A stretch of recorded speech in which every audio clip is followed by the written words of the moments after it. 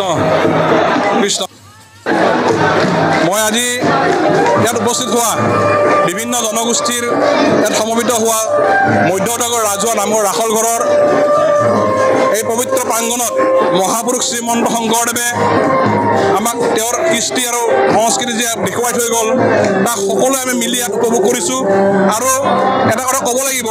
যে এই উপভোগ কৰাৰ ক্ষেত্ৰত বা আজি যিটো অনুষ্ঠান এই অনুষ্ঠানটো যোৱা বছৰতকৈ এই বছৰ বেছি উলহ মালহে কৰিছে সনাতন ধৰ্মৰ প্ৰতি মানুহৰ আকৃষ্ট বাঢ়িছে আৰু বিশেষকৈ আজি এই মধ্য ওদালগুৰি ৰাজহুৱা নামঘৰত সুদূৰ বিদেশৰ পৰা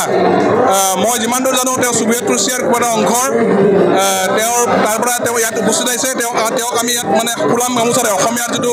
স্বাভিমান এই ফুলাম গামোচাৰে তেওঁক আমি আদৰণি জনাইছোঁ আৰু আজিৰ যিটো এই অনুষ্ঠান এই অনুষ্ঠানত এই যিটো আজি সাফল্য হোৱা বুলি আমি যিটো গৌৰৱ অনুভৱ কৰিছোঁ আজি আমাৰ যিটো উৎফুল্লিত হৈছে ইয়াৰ এটাই কাৰণ হৈছে যে সমস্ত ৰাইজে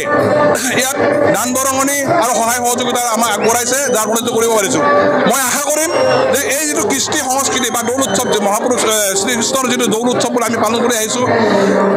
এই উৎসৱটি সমূহ ৰাইজক আগন্তুক দিনসমূহতো এনেকৈ পালন কৰাৰ কাৰণে আমি অনুৰোধ জনাইছোঁ কৃষ্ণ সদৌ ওদালগুৰি শ্ৰীমন্ত শংকৰদেৱ সত্ৰৰ পৰা আজি হুঁৱৰী উৎসৱত যিখিনি জনগণ আমাৰ সমূহ জাতি জনগোষ্ঠী একত্ৰিত হয় যিটো এটা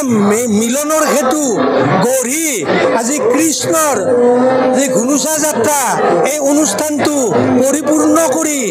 সাফল্যমণ্ডিত কৰি তুলিছে আৰু সেই হেতু আজি আমাৰ মধ্য ওদালগুৰি ৰাজহুৱা নামঘৰ ৰাখল ঘৰ প্ৰাংগণত আজি লোকে লোকাৰণ্য হয় এই হুঁৱৰী উৎসৱটি আনন্দমনে পালন কৰা হৈছে কৃষ্ণ